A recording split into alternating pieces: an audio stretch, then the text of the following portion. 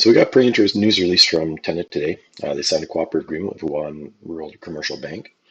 And while I'd probably rate this out of a 6 out of 10 as far as bangers go, it is really interesting when you get into it. Tenet's been talking a lot about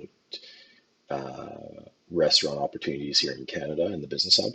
And now they've come out with a news release saying they've made a partnership with a bank in China to offer loans to restaurants in Huai'an in the Jiangsu province. So they say here that it's got a population of approximately 4.5 million residents. However, when I looked it up on a website, the search results maxed out at about 200 restaurants total in the city. They say that there's estimated 6.35 million restaurants in China, and they're going to be looking to expand on this program. They're going to collect a 2% one-time service fee payable to supplier, but this is on each transaction paid through the program. So while the businesses will have a revolving credit of about $10,000, there'll be an opportunity that you can earn a 2% fee over and over and over again recurringly.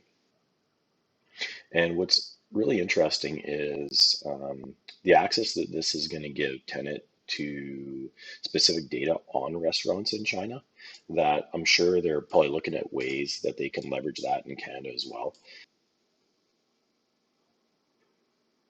As a Canadian version, the program is also being discussed, which could be introduced at the 2023 RC show, which is a restaurant show, as they continue to prepare for the launch of the Canadian segment of this business hub later in the year. So that's 2022. So here they talk about Tenet and HRCB, which is the bank, believe that the Business Hub's Lending Pro credit management module could significantly help mitigate the risks associated with lending to restaurants and food service businesses. So basically, it's specifically designed to provide greater system integration between banking systems and the Business Hub. The Lending Pro will allow HRCB to assess the credit worthiness and monitor the activities of the city, of the Huai'an's restaurants and food services business to qualify them for credit based on a combination of HRCB's credit criteria and Lending Pro's built-in AI functions. Another thing that's interesting is when I looked up the city in China, this is actually the fifth selected city in China after Chengdu, Shun, Macau, and Yangzhou, voted by UNESCO as a Global Creative City Network Food Capital on November 9th, 2021. So there's only 36 food capitals selected by UNESCO worldwide. So basically, if you're going to China, it says here, consider perfecting your China food tour with Huai'an, which is never as famous as Beijing or Shanghai, but it's packed with delicacies, time-honored restaurants and food stalls, gastronomic scenes, and interesting stories behind the food. So again, while maybe the financial impacts of this one deal might be that significant, there's an argument to be made for the significance of basically beginning to get more involved in the restaurant sector. And the data this generates should be allowed Tenet to leverage that for whenever they begin offering these services in Canada. And the last thing I want to point out is this is also going to bring new businesses to the business hub in China. Currently, I don't recall seeing any deals with restaurants made previously. So it will be a good opportunity to bring restaurant businesses onto the business hub.